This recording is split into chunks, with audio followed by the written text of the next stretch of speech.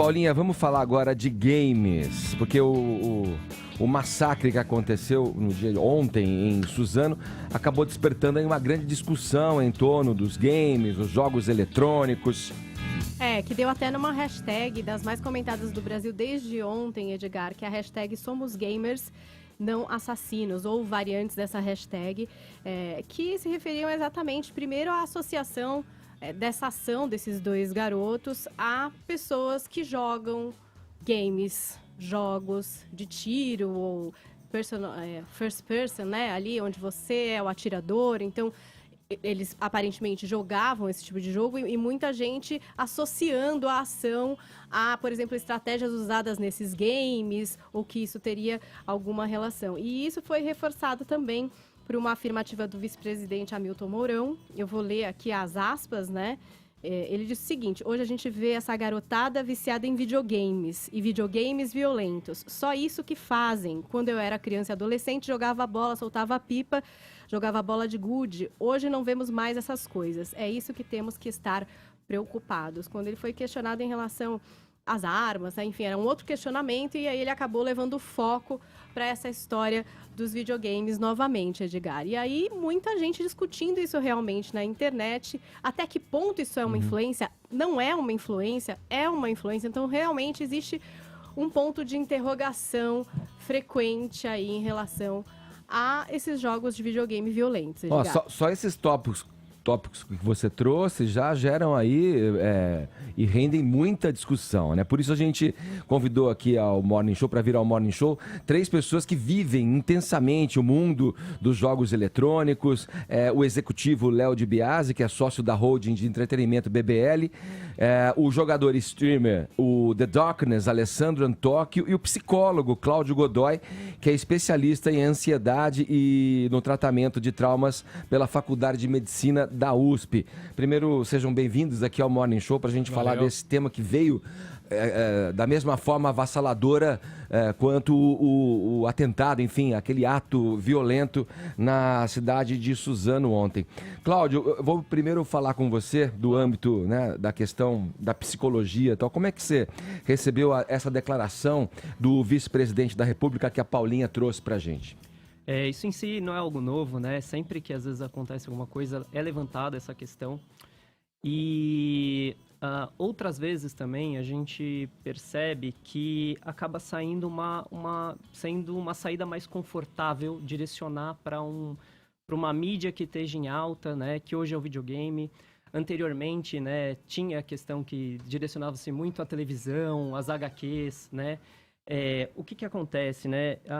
É uma tragédia tão horrível que a gente sente numa angústia tão grande que as pessoas buscam uma resposta, né? Mas em si a resposta não é tão simples, nunca é um fato só desse tipo. Perfeito. Né? E algo importante, eu acho que de mencionar, né? Eu fiz um levantamento e até tinha compartilhado nas minhas redes que em fevereiro agora tinha saído uma pesquisa grande, né, de Oxford, que foi feito com mais de 1.000 adolescentes. E eles comprovaram que em si não há uma relação entre comportamento agressivo e jogos online, jogos que tenham conteúdos de violência, né?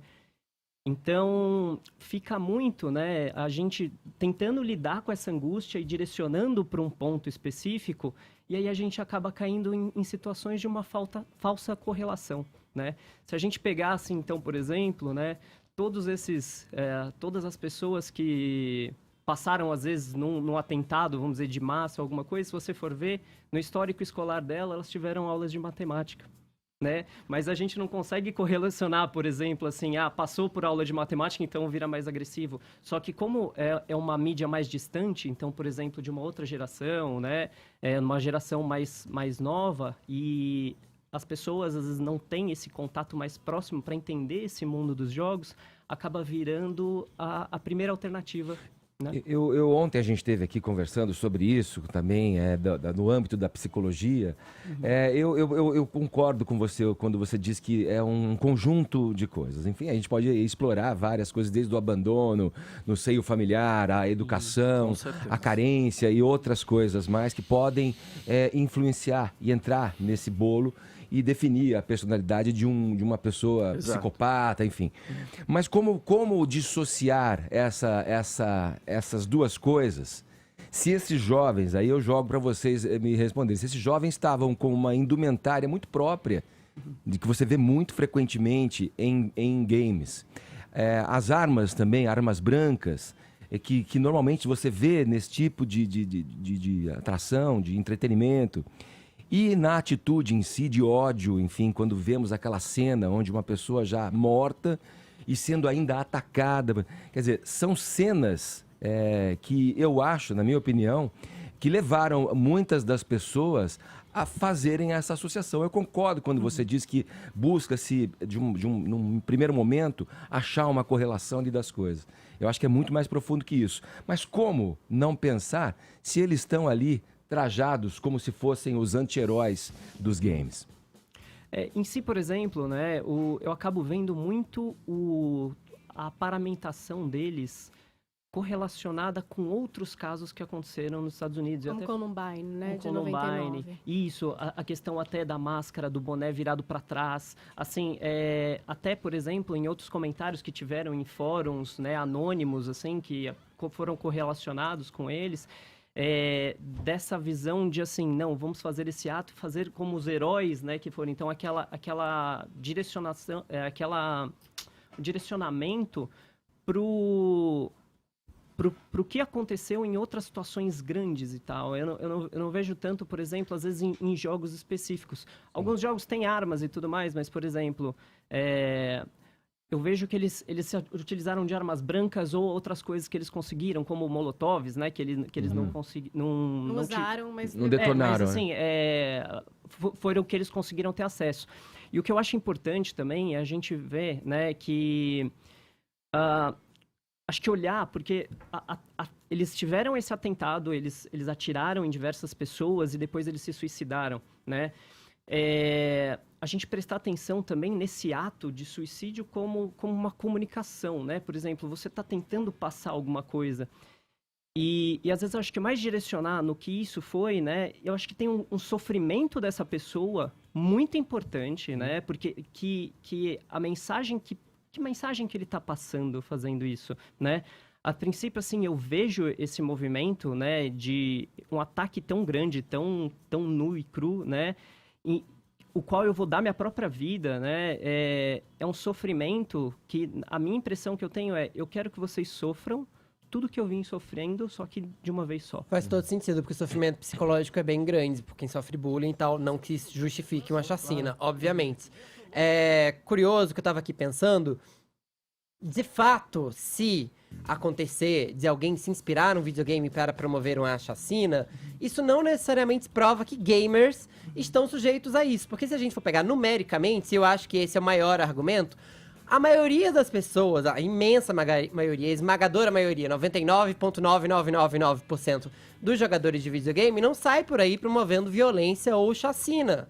A gente tem que entender que ainda que alguém se inspire em um jogo, em um filme, em alguma situação da vida para promover um evento tão bizarro quanto esse, o problema tá mais na pessoa do que no que seria uma plataforma de inspiração para isso. Que é uma mente doentia que vai sempre se inspirar naquilo que ela tem na vida dela, naquilo que ela pratica na vida dela. Eu acredito nisso, né? Porque, por exemplo, lógico que o meu caso não serve para tudo também, mas eu joguei GTA minha vida toda, que é um jogo que você mata pessoas até de forma aleatória. Banal. E né? detesto armas, jamais teria uma. Então eu acho essa associação realmente um pouco sem sentido. E aí, Léo, você como executivo, enfim, do setor...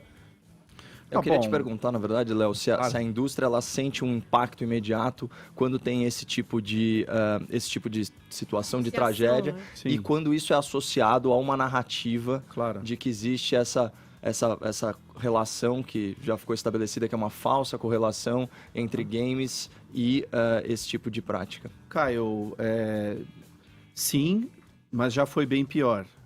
O game, claro, o próprio Cláudio mencionou aqui no início do discurso dele, onde ele falou, não é a primeira vez, né? Nós já tivemos, seja relacionado a algum tipo de ação como essa que aconteceu em Suzano, mas também já em outros movimentos até de políticos, de tentativas de censura, então, enfim, como mencionado, essa nova mídia, que é uma mídia avassaladora, que hoje já se fala em mais de 80 milhões de gamers brasileiros, então, se estamos falando de 80 milhões, já não estamos falando nem só de jovens, né? Estamos falando de, uma enorme fatia da nossa população. Então, todo mundo é um gamer, né? E é isso que eu acho que o pessoal também quis dizer com a hashtag.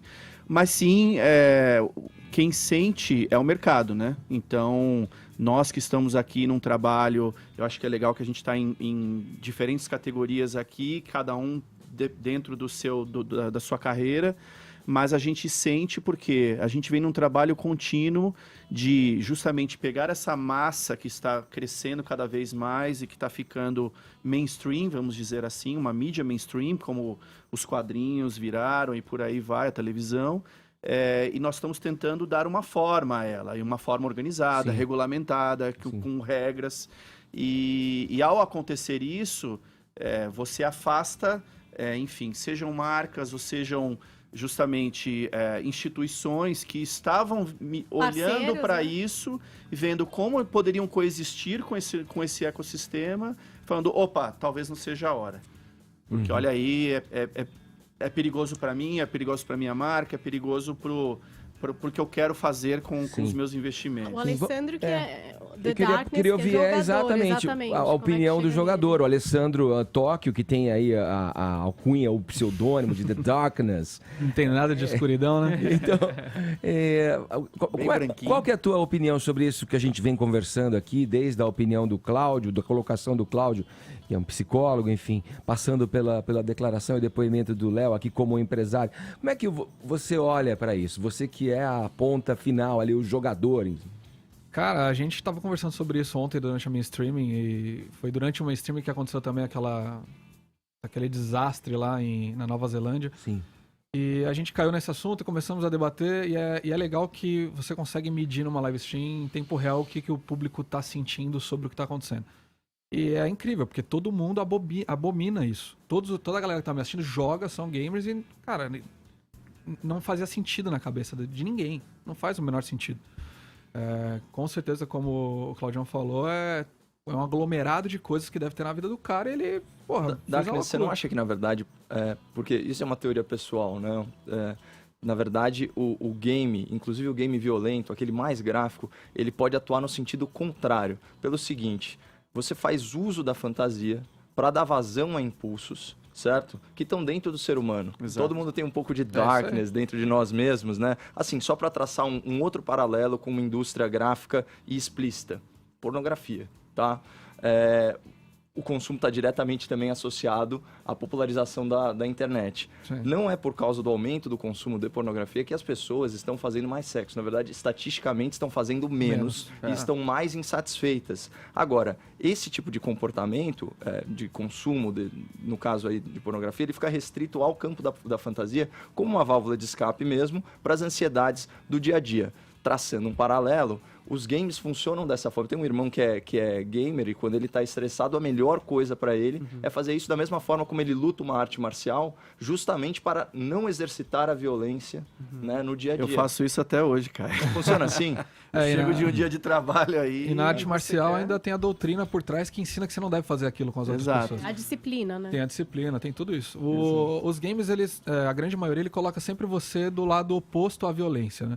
Então, mesmo quando tem algum jogo que tem alguma imagem chocante de violência, é justamente para criar o sentimento de contrário no cara que tá jogando. Uma aversão, né? É uma aversão àquilo, tanto exato. que ele tá do lado contrário, ele vai ter que combater aquilo. Eu não consigo ver ligação direta nesses casos com os games. Não, na minha cabeça não faz o menor sentido. E para você ver até, Caio, como é que a própria indústria do game está de olho nisso e analisa isso... de alguns anos para cá, diversos títulos dos games, eles promovem a opção de você ou ter uma experiência mais, vamos dizer assim, sombria e bandida e renegada, ou você tendo que se esforçar muito mais, afinal a vida real, você ser o bonzinho e você ser o grande herói, entendeu? Só fazendo atos atos bons. Vocês sabem que, para mim, o que refutou de vez essa narrativa de que os games violentos influenciam, né, esse tipo de mass shooting, principalmente, né, nas escolas americanas, isso é comum, foi um estudo do próprio FBI, né, do Serviço Secreto Americano, sobre o tiroteio nas escolas, e eles constataram isso lá na década passada, né, que só 12% dos estudantes agressores se interessavam por games violentos. Isso era 5 de 41 casos, bem menor que a média. Você pegar o número de 2010, por exemplo, nos Estados Unidos, 85% dos adolescentes homens eram gamers ou se interessavam por games. O lance é bem isso que você falou. O videogame ele é uma fuga pra gente que tem um dia estressante no trabalho ou que passa por alguma frustração na escola ou na vida, enfim. Ali é um lugar onde você consegue fazer amizades, você consegue se desligar dos problemas e se divertir, enfim. É realmente se desligar de tudo que está acontecendo de ruim. Por um momento você consegue esquecer ali. Como ela falou, chega cansado do trabalho, chega estressado, ali é o momento que ele relaxa, que ele desliga, que ele se diverte e consegue, respirar e voltar renovado no dia seguinte. Mas mais do que isso, gente, gera empregos, gera carreiras. Milhões de empregos, mercado não só. em crescente expansão hoje, né? Eu agradeço vocês aqui pelo papo, pela presença aqui no Morning Show, executivo, sócio da holding de entretenimento BBL, o Léo de Biasi, ao streamer, ao jogador The Darkness, Alessandro Antocchi e ao psicólogo Cláudio Godoy. Obrigado, viu?